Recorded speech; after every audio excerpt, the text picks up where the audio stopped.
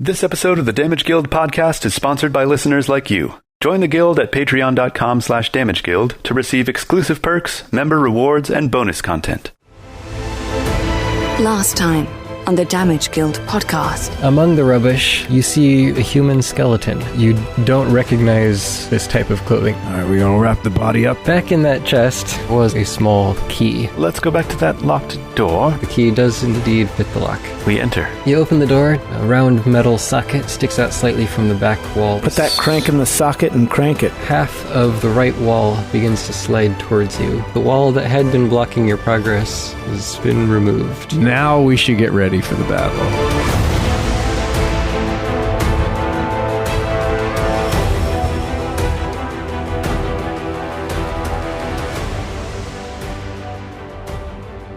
So you steel yourselves and step forward. You pass by the gateway and see a highly polished stone staircase ascending some 25 feet before you. Highly polished. Flanking the top of the stairs, along the walls, are two spouts. The right one is pouring water rapidly, which falls into an open channel at the floor level, then flows beneath the glass covering and under the wall into the next room, where you just came from.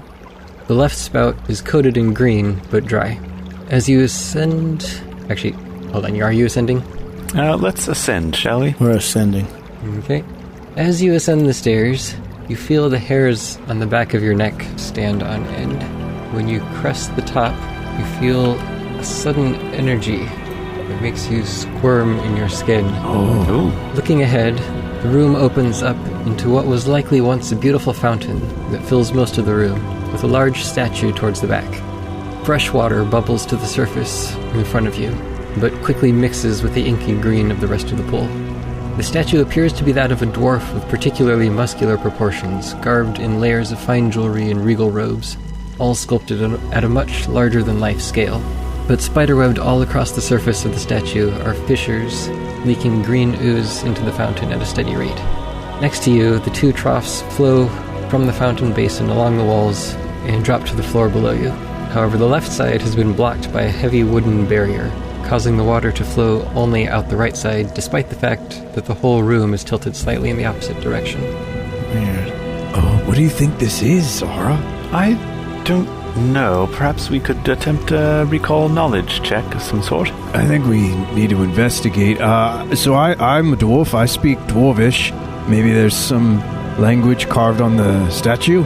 You see a little bit of text written around the base of it, but it's been covered by layers and layers of ooze, so it's hard to make out anything else besides just a letter or two. So it's the cracks in the statue out of which the green stuff is leaking. Mm-hmm. And even moving just a few feet past the top of the stairs, the closer you get to the statue in the pool, it seems like it's causing your insides to just kind of quiver and shake painfully. Ooh. Yeah. We actually don't want to be this close. Let's back off a little bit, but still within observing distance. So, I've never seen one before, but is this a ley line? It's possible. You've read about them, right, Zara? I have indeed. I'd like to make a recall knowledge check. If it is a ley line, then I believe I'd get a +1 because of my journal. Okay. Is that something you roll? Yeah.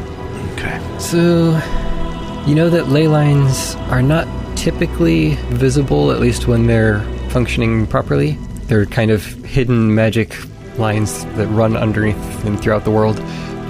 But when they burst forth uncontrolled, then you can get all sorts of wild interactions. So this, if you think about it, seems like it could be caused by a ley line. Like perhaps the statue or something around here was originally put in place to harness the power, and it has since overflowed its container and is spilling out. Okay. And yet we feel sort of sickened by it, so it's not the kind of thing that we want to hang around. No, we don't. Very long. Almost like the statue is like a cork in a bottle or something, and like it burst, and now it's flowing out of the fissures. I don't know if there's anything we can do to stop it, Verrol. We might just want to make note of it and report this. I mean, I definitely am going to report this to Dervin. I mean, he'll be so excited. Does the wooden block look like it was placed there, or like it just like got knocked out of place and wedged in? I was just going to ask the same thing. It looks like it's been deliberately placed there, and moreover, it looks like it was probably relatively recent. The wood is still in good shape compared to everything else. I see. Should we remove it? We have saboteurs in our midst. We need to be swift with whatever we decide to do, because it sounds like this is like really powerful stuff we're in the presence of. If we remove it, then maybe it'll dilute the concentrations. That's what I think. Yeah, I think we should try to remove it. Let's try that. Okay. It's right there by the top of the stairs, so you don't have to get too close to the statue. With a couple of you getting into good positions, count of 3, 1, 2, 3. Stoke and maybe Kardain, you heave the barrier out of the way, and immediately the water starts to flow down that other passage, and the whole surface of the water drops down. Wow. Nice. It's making a difference that quickly? You can start to see it immediately. It'll take a while before it levels out. But because of the way that the room is tilted, you see that the water completely drains out of the right side, and there's no more flowing out there. So it's only coming down the left. Oh, okay. Because of the tilt of the room. It's like a Zelda water temple puzzle or something. Well, I mean, is it as simple as the way that it was flowing because of that plank was towards Fosdale, right? The Grove. So if it's going to go the other way, is that the other side of the mountain to where we've never seen? Yeah, I think it's worth following this new stream, this rivulet, this channel, to see where it goes. Yeah. It's likely that the cloth on this corpse, the skeleton, might hold clues to where these saboteurs may have come from. If this person was a member of the party who came down here to make that happen. Yeah, I guess we don't have a context for how long the waters have been getting corrupted. Well, a newly discovered grove must have happened recently. So, yes, let's follow this other rivulet outside. We'll strip the skeleton of its clothing so that we can take that as so we can bury a sample and evidence, and then bury the skeleton. And then later on, if we find out that this was a saboteur, then we can dig up the bones and defile them. When we were in the room, something I thought of, I do have chalk on me, and so we could put a piece of paper over the writing on the statue and try to make, like, you know how you like take a piece of chalk and you rub etching. It over. We could do like an etching imprint if we have paper. I mean, I have. Are you going to get that close to the statue? Yeah. Well, that's the thing. That's the part. So Kardain hands this piece of chalk, and I guess I could rip a few pages out of my basic crafter's book or something if we have some other paper, source of paper. And I'm going to hand that to Stoke. Maybe instead of getting that close, we could just write down the characters that we see from a distance. Well, I thought he said it's covered in slime. That's why I thought doing an impression. Oh, if it's covered in slime, then the paper's going to get all wet and slimy. That's not going to work. It's got to be a dry surface. Yeah, that's a good thought, but if we can't discern it from a distance... Well, okay, so we don't think any of us can get close to the statue, right? But how flexible is the minion rules thing? The entire minion rules? We have access to something in the party that we're even less concerned about exposing to this magical power than Braun or Mr. Crowley. Summons? Dinkle? We could summon the Onyx dog. Oh, that's true. And then maybe I could command it, or we could command it to scrape the ooze from a distance. Like, it could, like, use its, like, paw or its claws and just, like, claw at the ooze. Yeah. And then we'd also could see if that close proximity, like, does something to it. I mean, we might end up fighting an ooze dog, but, you know.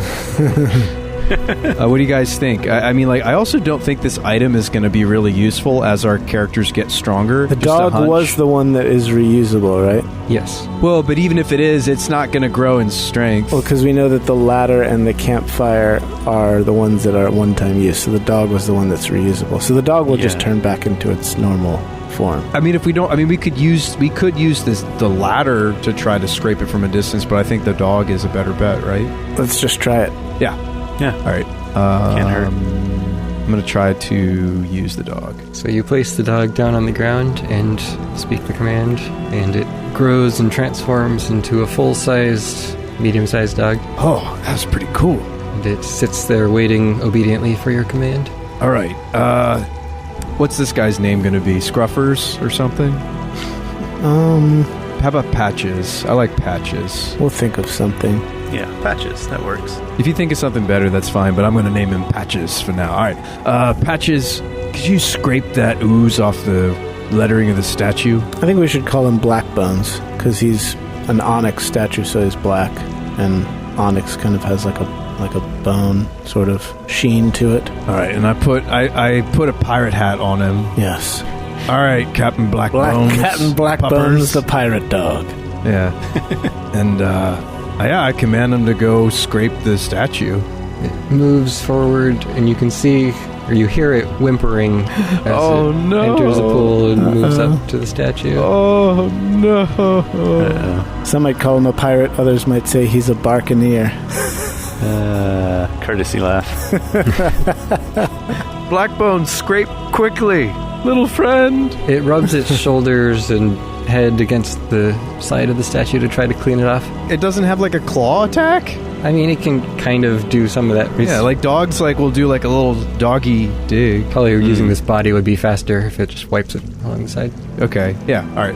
Well, I hope it doesn't have a soul, because we're torturing this poor thing. Okay, so it wipes off enough that you think you could probably make it out if you spent a little bit studying it. Zara, you think you can write these symbols down? I don't know if I've seen this language before. I do. I can do my best to inscribe them and see if we can figure them out. How about you make a decipher script check, because that's the thing that exists in this game. Say what? As soon as Pupper's Blackbones has exposed the text, I definitely would call him back to me, and I'm going to try to clean off the sludge. He might be playing with fire there. I could rousing splash him and start to clean him off. Oh yeah, there you go. A little splash. Come here, you. He's just like a wet dog now. Wet slimy dog. Yeah, you guys call him whatever you want. I'm going to call him Muttley Crew. So I try to write down the symbols the best I can from a distance. There's not all that much to it. It's like a few large characters that go across the base. It looks like it's Dwarven, so I'm going to have Kardain make a perception check to see if you can make everything out correctly. Oh, it is in Dwarven.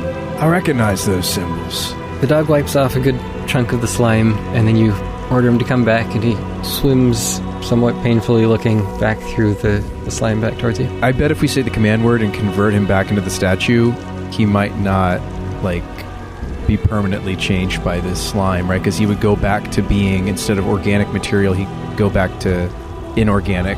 I think Kardain would try to switch him back to the stone forms quickly as possible. Okay.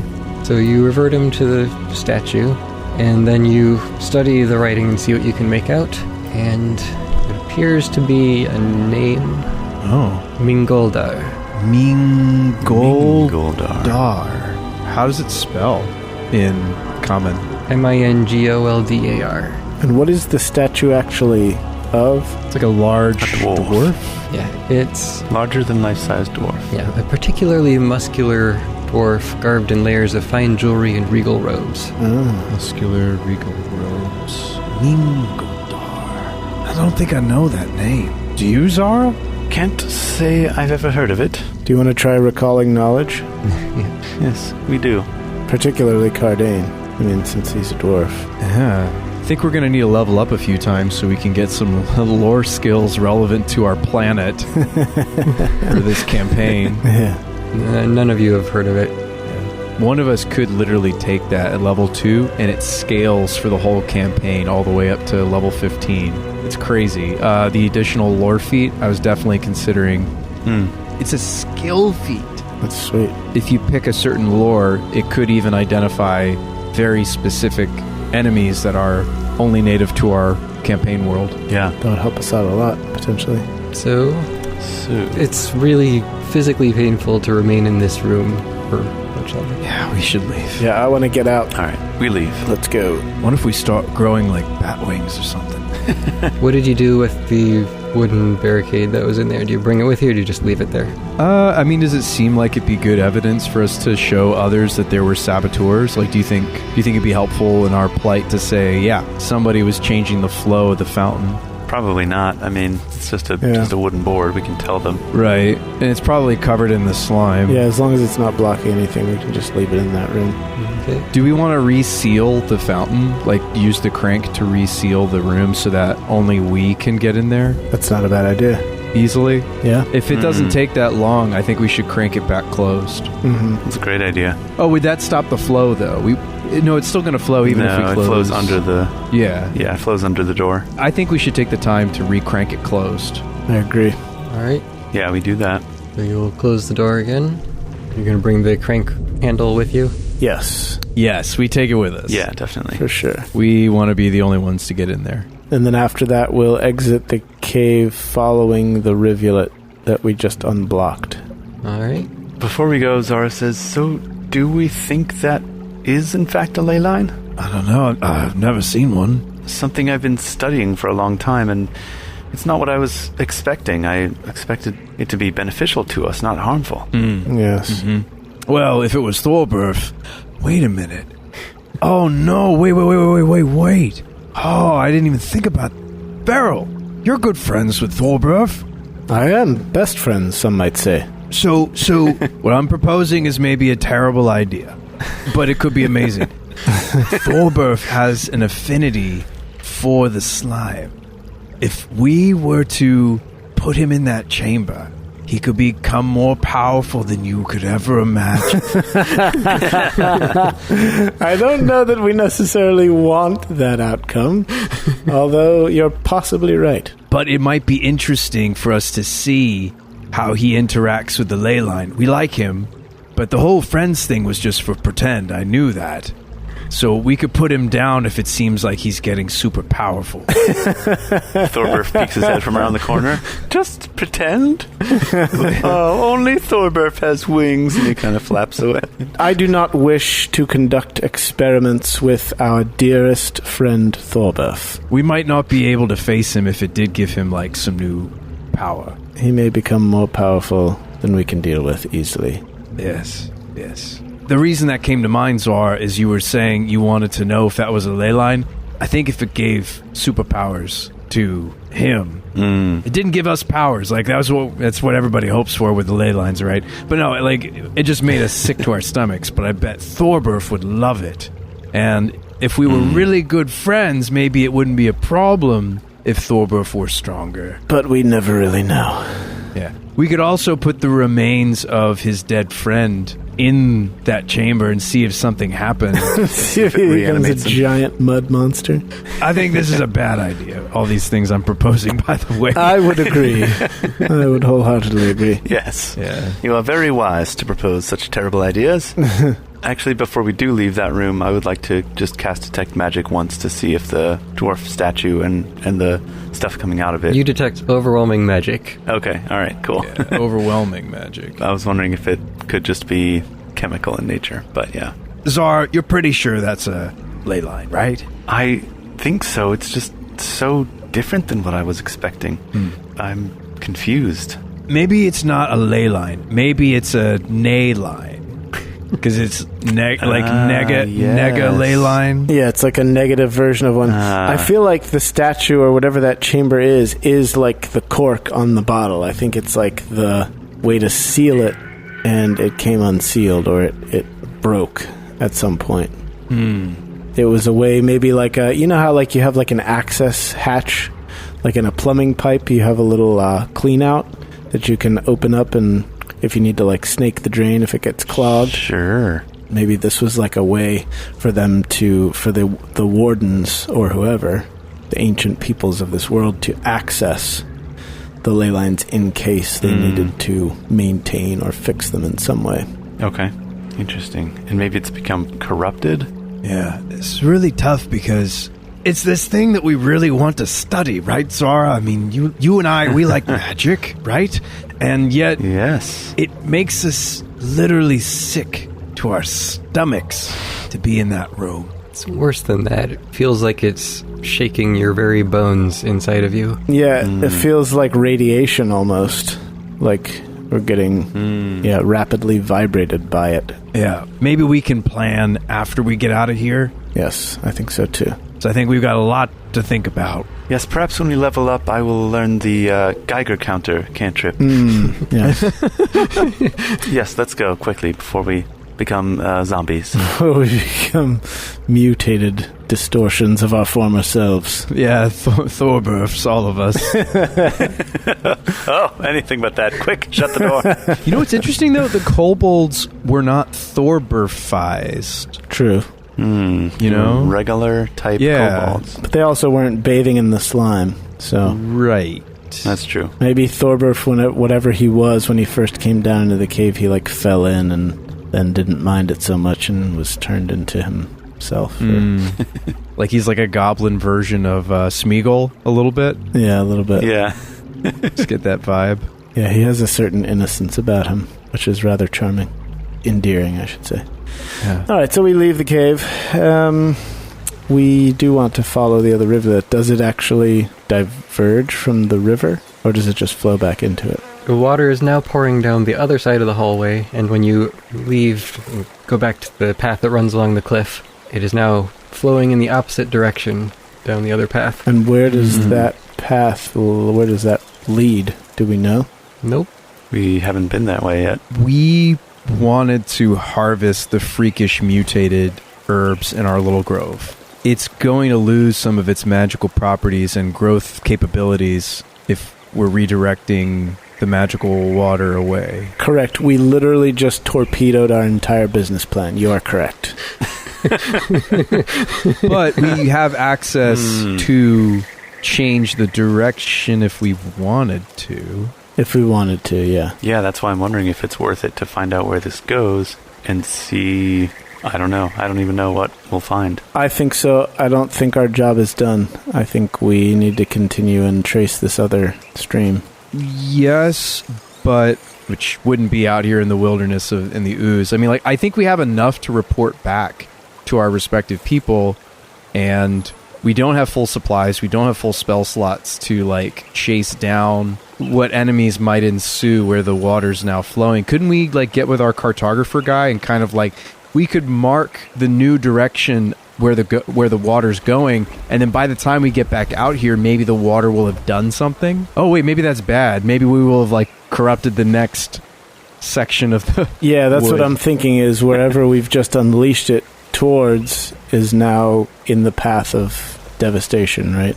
Yeah, get like a gauge if there's like an obvious landmark that the water's flowing to. We just need to inspect the other stream, right?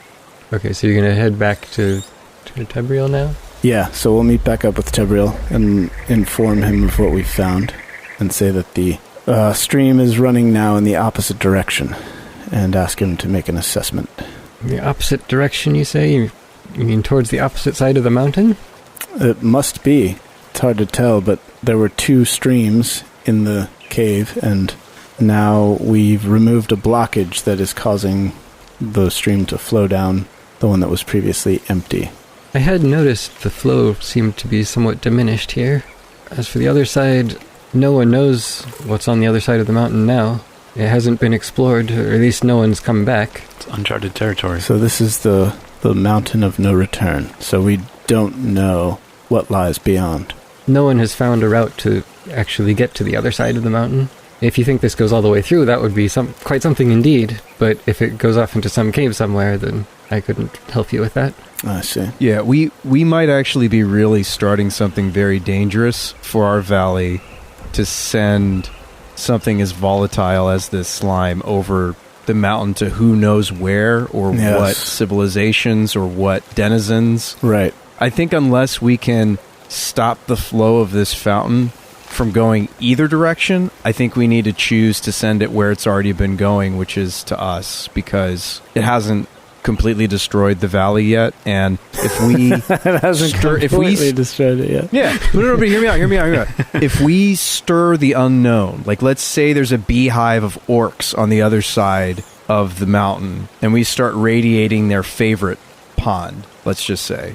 Like, there could be complications, and it's like, I'd rather take the complications that we already know about, some of which are positive, which is we have this weird, freakish, magical growth for the grove that we literally want to found. Yeah.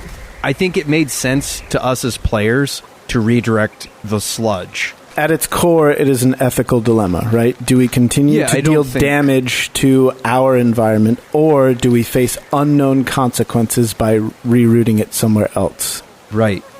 I think we put it to a vote, and Kardain's going to thumbs down this one. I think we try to find a way to stop the flow entirely, or we send it back to us. That's my vote. I believe that it is doing more harm than good to our valley. And as someone who feels a certain ownership over 53% of this valley, I would prefer not to damage it any longer. Yet, I believe we do have a moral obligation to see where it goes and where we are sending it so that we can further discern whether it was the right decision to take or not. So, I am in favor of continuing to allow it to divert, but also going to explore that avenue and see where it leads. I have a vested interest in this grove being prosperous because it would benefit our business relationship. So I would also vote to have it come back into our town. What if we did both? What if we don't cut off the grove? We keep sending the magic to us, but we take stock of where it seems the trickle's going. Like, is it influencing a bear den? Or is it influencing a dragon den? Like, we just don't know where that other water source goes. Or is it influencing an entire city of people that we've never made contact with? Yeah. I would want to know if it's going into a city's sewer system, right? And mixing with their stormwater. So depending on the type of city. So I think we do both. I think we see where the slime would go if we decide to send it away from us. But I think we don't want to cut off the magic going to our potentially... I'm not going to get to make any money from Zara's dad if the grove isn't growing weird tomatoes. I cannot believe that I am the tree-hugging hippie in this situation, and you two are the money-grubbing greedmongers. So you are both okay with continuing to destroy our local forests because you want to make money, and I am the one who wants to preserve our land and lose out on the business that we've started. So, Verrol, this is one of those areas where, as a grove tender, I just want to kindly inform you that there is a very tight balance of power in the world the way that it is after the sundering. I mean, we don't know what's beyond that mountain. Which is why I think we should go explore and find out.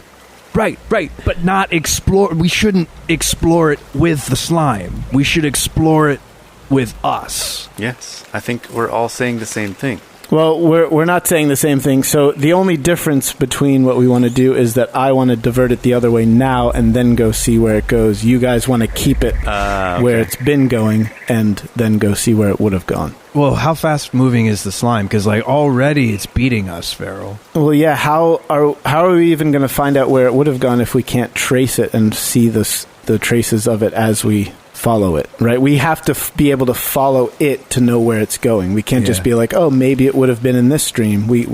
There's no way to know unless it's actually flowing that way. Verrol, you're making a good point. What if we release a certain amount of the magic slime into that water source, which we're already doing?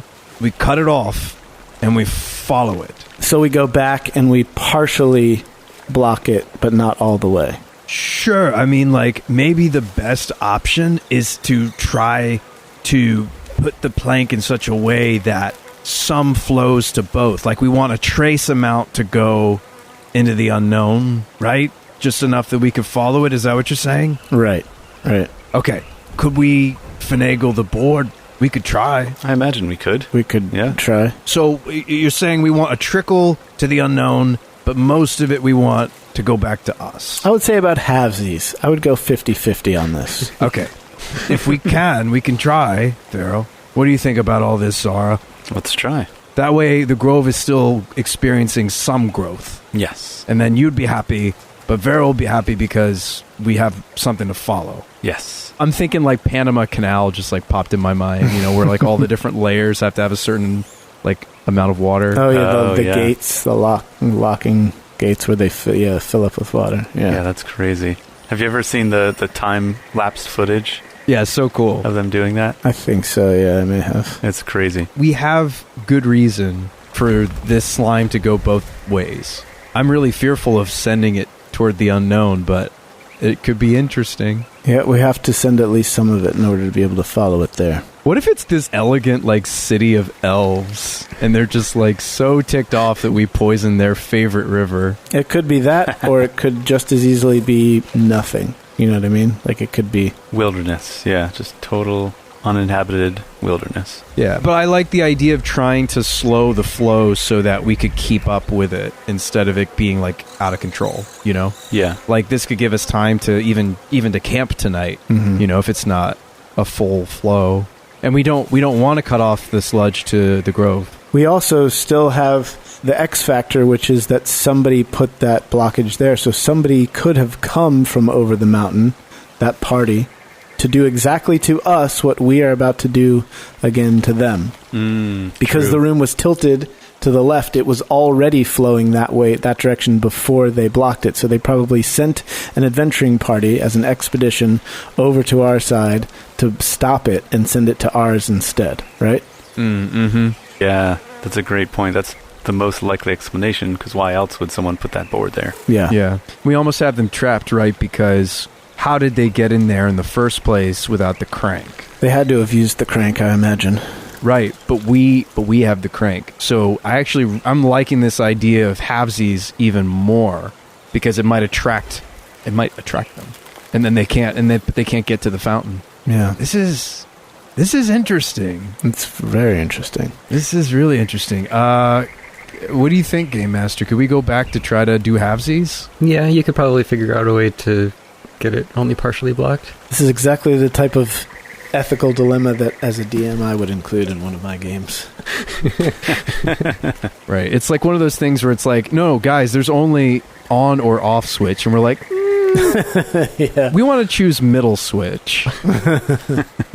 All right, so we go back in, we try to make it halvesies or as close as possible, and lock everything back up, take the crank with us, take the key with us, and make sure that door is locked that leads to the crank room also.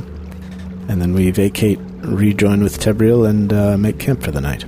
Do we see a nice flow rate on both sides? Yeah, I mean, it's like reasonable? Diminished on both sides, but it seems you can get it pretty close to even between the two. Yeah. I take out my water pressure gauge and measure the flow rate. Or actually, I'll just use like a rope and measure the knots of flow. I mean, technically there is a fourth option, which is try to cut off flow to either side, but it just didn't seem obvious to me. I don't think there's a feasible way, unless the Wardens return, and that's not going to happen.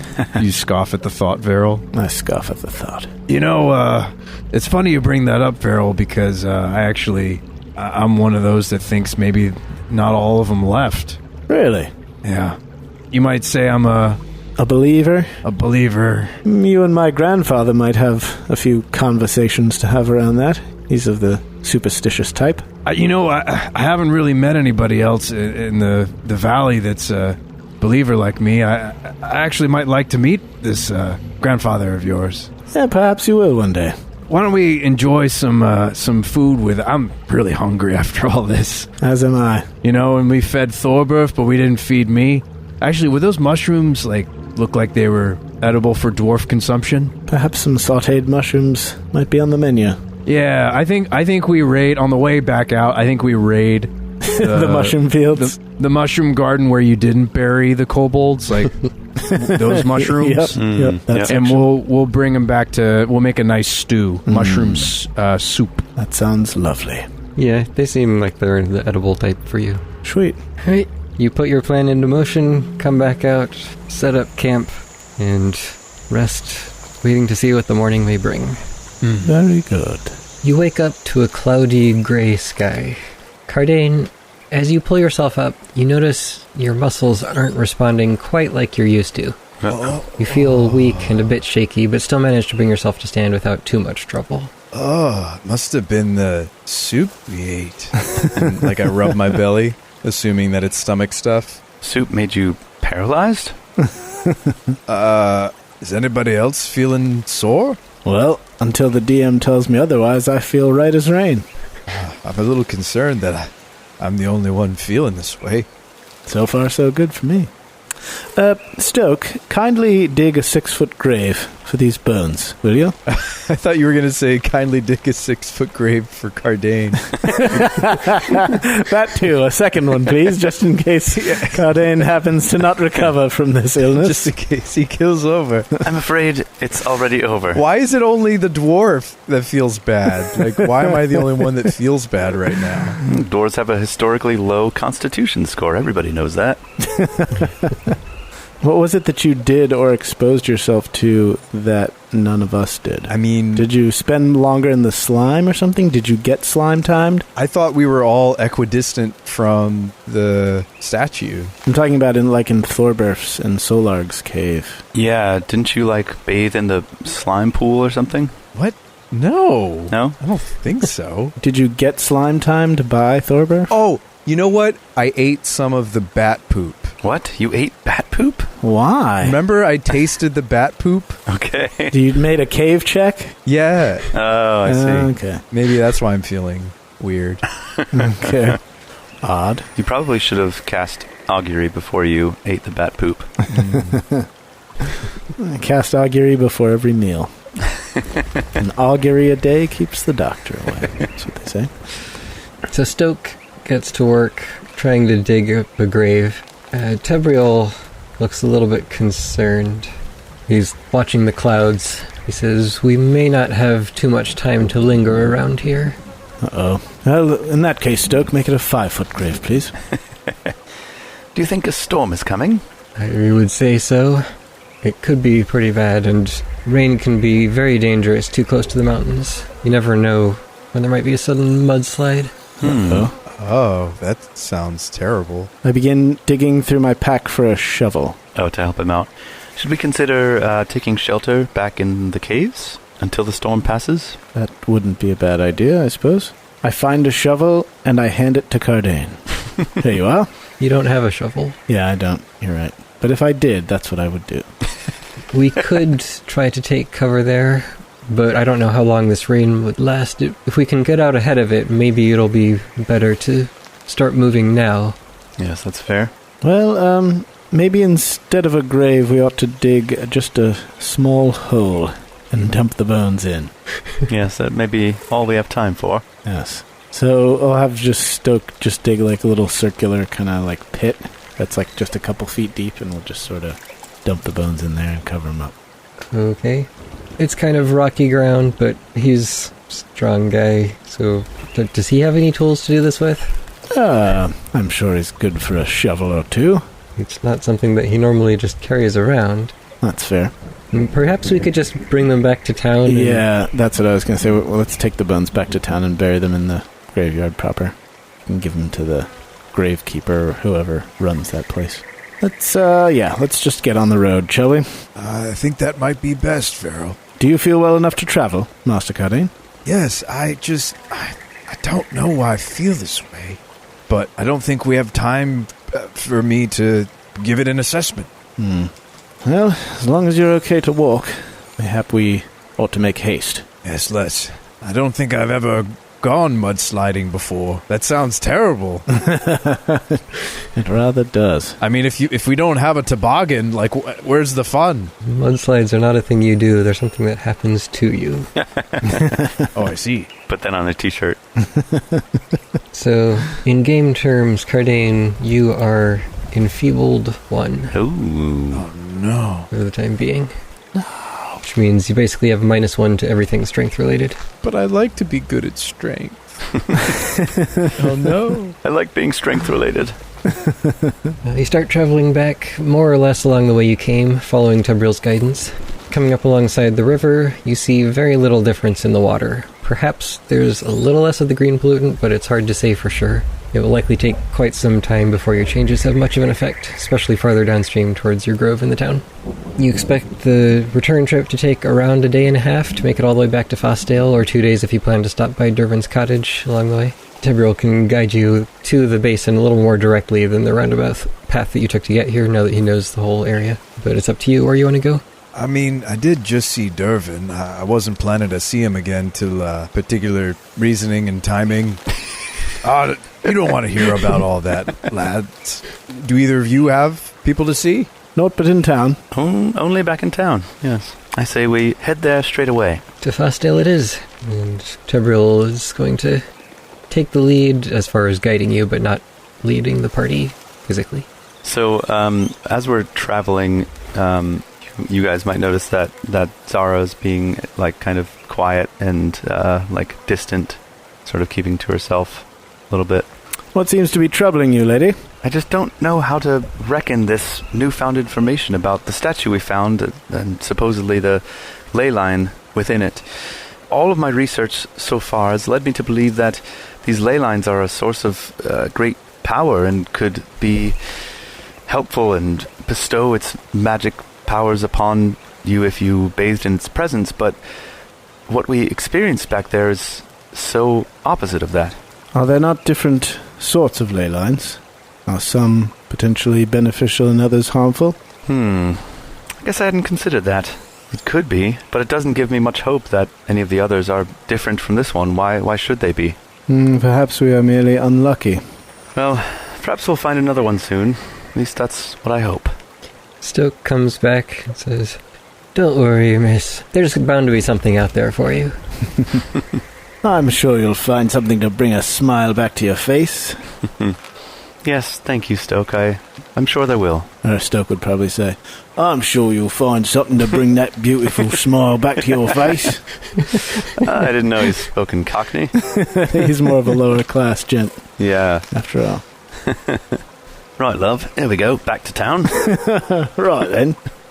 The wind begins to pick up, and large drops of rain pelt you, quickly soaking through your less well-protected gear and causing a cold mist to rise from the ground. Sounds are stifled and vision obscured.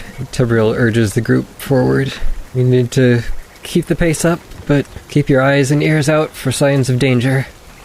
Should we choose exploration activities? Sure. Indeed we should. Or is it, like, is the rain just, like, so... Driving? I mean, you can still see through it, but it's just kind of starting to get a little foggy, and you can't see out from the distance. Gotcha. Stoke, kindly pitch a tent between these two horses and walk them exactly side by side so that I may be sheltered from the rain. So pitching the tent to the two horses, you're going to walk in between them? Yes, of course. I don't think that is feasible, sir. So, who's carrying the light stone, and is it having any... Like, is it helping our vision at all? Oh, that's true. Did we say I'm carrying it? I forget. I think you Stoke had it are. most recently, but that's right. it's not dark, it's just rainy, so it wouldn't really help much. And, okay, so hang on. Let me just do a little bit of mental inventory here, because I was looking through the party sheet and I couldn't see anything. I'm so sure we bought potions, and I don't think we've used them, but I don't see them in the party stash. I know we gave one to Stoke. We did use at least one of them. We did use one. To get Zara back on her feet, I think. And Zara has had the other one. Yeah, I still have a minor healing potion. Well, if Stoke is a buckler user, he could have a free hand with the potion. So, I'm not seeing any potions on Stoke. Is his the one that was used? His was the one that was used, yes, to my recollection. Oh, okay, so then the potion that we do have is still in Brian's inventory. Mm-hmm. I think Stoke used the potion on Zara when she went down. Gotcha. Brian, could I snag that potion from you? Well, I suppose so. Here you are. Oh yeah, that was right, because Stoke gave the potion to Zara, and then he made he tried to be like all like good looking when she opened her eyes, so he was the first thing she saw. Oh, okay. You just like push him out of the way. Yeah, get off me, you brute. And in terms of exploration activities, Yeah, what are we going to do? I'm going to, I guess, scouting. If we're already encumbered by the rain, wouldn't it not really slow Kardain down much more if I was to get my shield ready? Yeah, I don't think we're moving too fast. With Kardain being a higher wisdom character, maybe I should be looking out for... I don't think we're going to encounter traps, but just like precarious stuff, right? Like you said, you mentioned, the DM mentioned mudslides. Like maybe I should be looking for like danger on the trail, so to speak. Yeah, like sure. A boulder... I don't know. Yeah, it's a great idea. What is that action called? What is that exploration mode called, Dane? I believe it's search. Oh, it is search? Well, There's investigate and search. At least that I have. The one that lets you look for dangerous sorts of things like traps. I believe it's wisdom-based or perception-based. Yeah. Oh, I think that might be scouting. Scouting gives you initiative bonus. Oh, okay. Right. I think you're right, Thane. I think it's search. It's one that I probably should be doing a lot more on Kardain because I should be good at it. Hidden doors, concealed hazards. I'm mostly interested in the concealed hazards right while we're on the trail. Yeah, this could be treacherous with all the rain. I'll keep a lookout for us. I'll send Mr. Crowley ahead to keep an eye out as well. And I will use his share senses ability. So I will lose all sensory perception from myself and put them into Mr. Crowley, which means I will need to either have an escort. Ride on a horse or like hold on to a horse's reins or something. Stoke offers you his arm. No, that's all right. Thank you. But you have none of your own senses, which means you can't even feel if someone's trying to guide you. Oh, all 5 senses, not just sight? Oh. Dang, dude. I'm pretty sure. We'd have to, like, carry Zara. You're like, I would literally rather travel blind, deaf, and dumb on my own than take your arm, Stoke. You can double-check that. But yeah, so I can ride on a horse, though, right? Except the horses aren't really rideable through this terrain. You've been leading them. Yeah, we weren't able to ride them before. I mean, not that we should rule of cool, but I feel like Zara would surely trust some. Well, maybe you don't. Maybe you don't trust any of us in this group with your unsensoried body. Yeah, I feel like that ability is supposed to be used for like when you're sending him off to look somewhere where you're just like chilling where you are, as opposed to while you're traveling. Yeah, because I didn't know that about the even like touch. Yeah. So yeah, that does make more sense. I just don't know if she has the relationship with anybody in this party to like trust us with herself. Yeah, I mean, it does say for the ability, when you use it, you lose all sensory information from your own body. Yeah, so it can sense through your familiar's body. I don't know. That's an issue of trust as much because like we fought together alongside each other several times already. As much as it is, if Mr. Crowley's out here, she can't see or hear or feel anything, and someone attacks us, then she has no way to even know.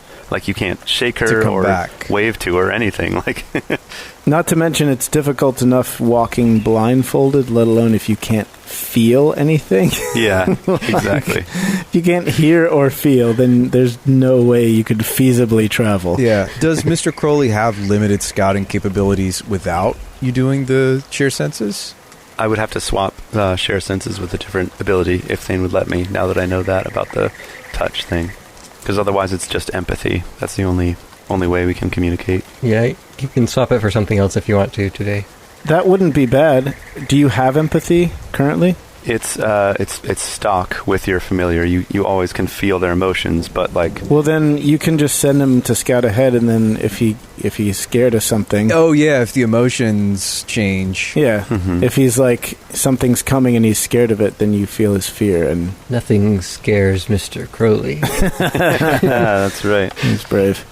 But yeah, I still think the warging ability could be useful in a lot of situations. Yeah. So I would keep that. Share senses is also only 1 minute, once every 10 minutes. Right, exactly.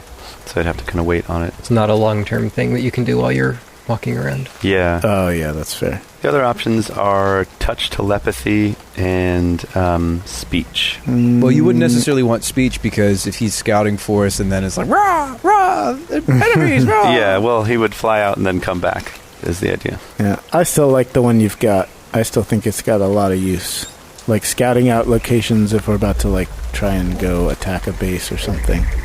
Of note, our familiars are modular and we get to rechange their abilities with the same frequency of our spell loadouts every morning. Every day, yeah. Oh, okay. So it's not actually a major deal if Brian wants to try out a different skill. Like I'm actually trying out two new skills for Braun this morning. Oh, nice. Yeah, so I think I'm going to do speech. Cool. Oh, you're going to put Thane on the spot. Mm-hmm. It's time to make Mr. Crowley talk. You have ways of making him talk.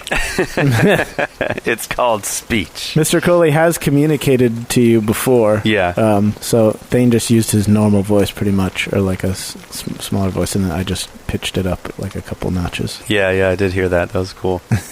You added like some echo to it as well. Yeah, because it was rather than being like direct speech. It was more like telepathic speech, I think, in that instance. That's what you were going for? Yeah. It'd be cool if you could run Thane's voice through a bird filter. Just live. Yeah, he could use one of those little like soundboards with the voice changing effects. Mm-hmm. Yep. Just voice change him into Mr. Crowley. a crow. Or a raven. Yeah, so I say, all right, Mr. Crowley, do be so kind as to fly up ahead and come back every once in a while to let us know what you see. I say, Mr. Crowley, fly! And I point ahead of us, and then he takes off behind me in the opposite direction. I say, Mr. Crowley, no, go the other way. And he wheels around and goes the front way. Still working on our communication skills, are we? He obeys you, unless you give him like a obviously suicidal or stupid order. He's going to do what you ask. Okay. Sweet. The meme about him just like flying off is still hilarious. Random direction. Yeah. No, I mean like when you send him off and he literally just leaves. He's coming back, right? I don't know.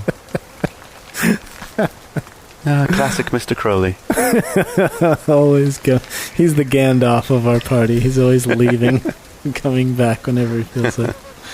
A crow always arrives precisely when he means to. Ooh, secret rolls from the Dungeon Master. My favorite. Hey, Thane, what are those secret dungeon rolls about? Oh, you're seeing that I'm making secret rolls? Yeah, we can see that you're making secret rolls. We can see D20s with question marks on every side. Yeah. You're not supposed to be able to see that. Well, we don't know the results or even what you're rolling for. Yeah, I actually feel like we should have told you that sooner, because I've noted secret rolls throughout this whole campaign. I feel like we mentioned them before, but I don't know. I think we have mentioned them, yes. Well, for a while you were able to see some of the actual stuff in the chat. We will pretend that we didn't see you doing some secret rolls for Mr. Crowley's very life. Did you hear that? There's drums. Drums in the deep. Drums in the deep. Okay, so you've been hiking alongside the river for a little over an hour, leading your horses through the harsh terrain, and you come up to a small area of cleared ground where, Kardain, you are in front looking for anything that might be dangerous. Oh gosh, was it relevant that I'm searching? It may become my new favorite exploration activity. I spoke too soon. I shouldn't have said that. I jinxed it. The Dungeon Master is angry. He's very angry. Just before you're about to set foot in it, you see that the ground in front of you seems particularly muddy and slick. Like something about it seems a little bit more noticeable than the rest of the mud around here. Battle brother and others, hold. Hold, my battle acquaintances. Why did you need to mention me separately? Is that quicksand? I'm not sure, Verrol. Maybe you should test it with one of your boots. You keep replacing them anyways. Yes. Stoke, kindly throw one of your boots into that muddy pit over there. No, he should throw one of your boots. Well, then I'll only take his to replace mine. And then he'll end up without a boot anyway. Ooh, it's so rainy in this forest. So rainy. Yeah, I don't think we should step in it. It seems dangerous. Can we go around? Yeah, I can see where it seems to end, I suppose. Yep. So it looks like the rain here is disturbing the surface, so that it looks like it's mud, but then when the rain hits it, it's also kind of wobbling and warping stuff, so it's like more liquidy than the rest of the mud around here. It's a rather large patch that goes almost all the way down to the river and close to the trees on the other side. Okay. So you can work your way around it, but you just need to be careful where you step. Could we swim past it? Does it seem to also be affecting the water?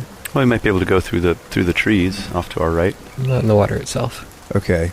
Yeah, I think we should head over to those trees. Agreed. Even if it takes longer, I don't want to have to fish you all out of this. I know you like fishing, Stoke, but I think that's a bad idea. I don't think you want to be fishing in these waters. What are you doing in my waters? Yeah, I figured you'd make that joke, Brian. What about drinking barleys from a shoe? I don't know that reference. Oh, Thane. It's probably for the best thing. Yeah, that's true. So you start leading everyone around the mud puddle. It's at this moment when Mr. Crowley starts flying back, cawing. When he gets a little bit closer within voice recognition range, he shouts down, "Creatures in the bushes up just ahead." Creatures in the bushes. Draw steel, lads. Yeah, I draw my rapier and wrap my cape. Yeah, I'm going to get my shield ready. I'll let my horse's reins go. Everyone can roll initiative. Don't forget the +1 for my scouting. Initiative. Oh-ho! Kardain's going on a 26. Thanks for that +1, Jay. Oh, Verrol's going on a 27. Whoa! That's a natty twins. The natty twins. Boom. You know, everybody calls Pathfinder Mathfinder, right, if they don't like it. But it's Team Finder. I call it Mathfinder, and I do like it. Zara's going to go on a 10, which is slightly less good. Womp. Okay, Verrol, you're the first to go. You don't know exactly where these creatures are that Mr. Coley was talking about, but somewhere in the bushes or trees just ahead of you. Just ahead, like, over to our southwest? Yeah, southwest. South by southwest. Can I get an approximate readout of where that muddy junk is? Let me mark it on your map. You're not sure exactly how wide this thing is. It's hard to see unless you're right up close to it.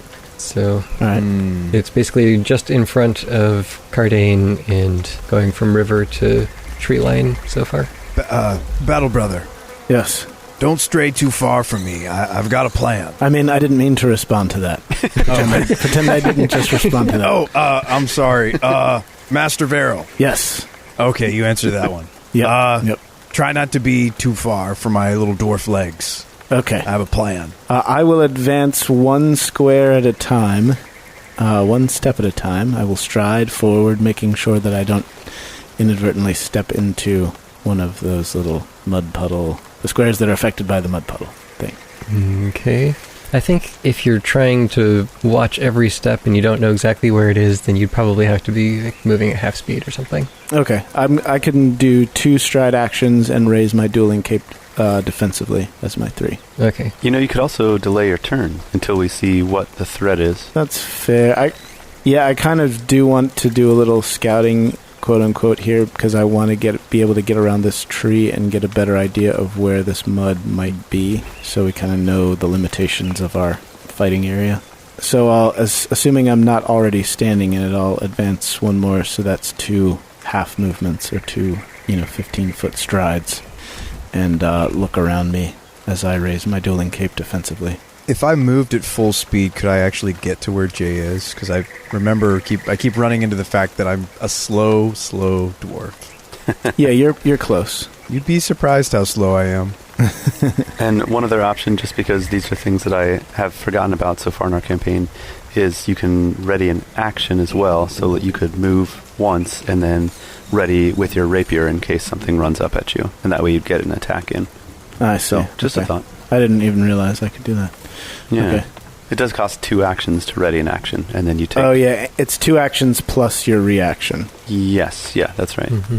Well, it's not that costly in the campaign yet. Like, later on, that would be super costly for you, since your reactions are premium as a martial class. But, like, right now, it's a valid possibility. Yeah. Since I'm moving slowly and carefully, I do want to sort of be down around the area where I am now to observe and see if I can tell where this mud stuff is. I've also put some constraints on Jay's turn by saying I want him to stay close. To some degree. Yeah, that's true. But like I said, I'm moving carefully, so... Alright, so you move up, squeezing through the trees, leaving your horse behind, and ready yourself for whatever might be coming through the rain and fog ahead. And can I see more where the mud is over here? I think you'd have to actually spend an action to seek and try to find it. Doesn't moving at half speed kind of... I can get next to Verrol moving at half speed myself. Let's say that instead of moving at half speed, what you did was took one movement forward and then did a seek. Okay. To look at that area. That's fair. So you could see it extending over to about 10 feet away, but it looks like where you are right now is in the clear. Nice. Okay. Verrol. What do your dwarf eyes see? I can't actually see the enemy. Me neither. But I don't have a reason to distrust Mr. Crowley. He's never given me one. Dungeon Master, I'm next to... I could touch Verrol from this space, right? Yeah. I'm going to spend my other actions on a familiar spell, and I suddenly grasp Verrol's rapier, because I know he doesn't like it when we touch his stuff. I use flashy dodge.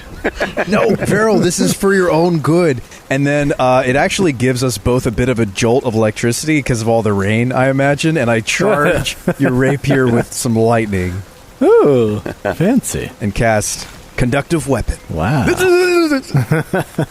Like a true lightning rod. You hold your rapier above your head and say, I am... Or what is that? What reference am I thinking of? Sword of Omen, give me sight beyond sight. Yes, I was thinking of Lion-O. Thank you. Thundercats. That's the envisionment. And that's my whole turn.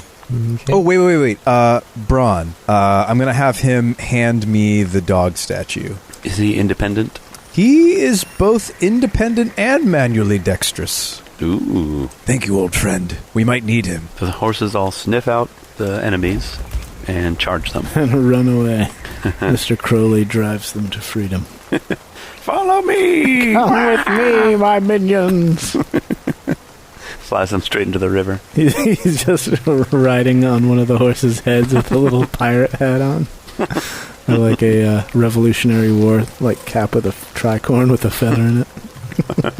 Stoke is next. He's quite a bit back from where you are, so he is going to try to run towards you, or I guess towards Kardain. I really hope this is where they're coming from. We have left Tebriel and Zara way behind us. If this is an all sides attack, that's not great. Yeah, Yep. Not to mention our horses. Okay, so he runs up next to Kardain and Verrol and raises his shield. Hopefully there's not more solargs living in this mud puddle. Yeah, I was thinking about that too when Thane said that there was this other, this weird mud. It's his, cousins come to wreak their vengeance. Well, I thought the thing with the mud was how weird this part of the forest... We're still in the weird forest, right? Oh, yeah. Yeah. Yeah, so I wonder if that's why this weird mud is happening, because it's, not like normal ground and grass, Maybe even the rain is weird. I open my mouth and try to taste some of it. Get the acid rain flavor. Yeah. Oh. That's what I always do when something looks weird. Open my mouth and try to taste it. Right, cave checks, rain checks. Yeah. Can I get a rain check? That's how you wound up in this situation in the first place with your enfeeblement. Yeah, I still don't know exactly what it's from. Tasting unfamiliar things, most likely. I'm thinking that maybe the ley line has something to do with why I'm enfeebled, but maybe because of who you guys are, you weren't affected by the ley line. The fact that you're a dwarf? The look on Thane's face makes me feel like I'm totally off base. But I am a druid, and I am more tied to natural energies than you guys. So maybe the negative effects of the ley line were more potent on Kardain. Impactful, yeah. I don't know. Maybe it's just a perfect storm of mushrooms, mutated bat poop, and the ley line room. Yeah, I probably ate too much of the stuff in the cave. You're probably right, Verrol. I'm thinking about it too much. Just, can you go please lightning these enemies for me? I will do my utmost. That's why I prepared that spell. Suddenly, out from behind two of the trees up ahead, you see these strange jackal-like creatures running towards you.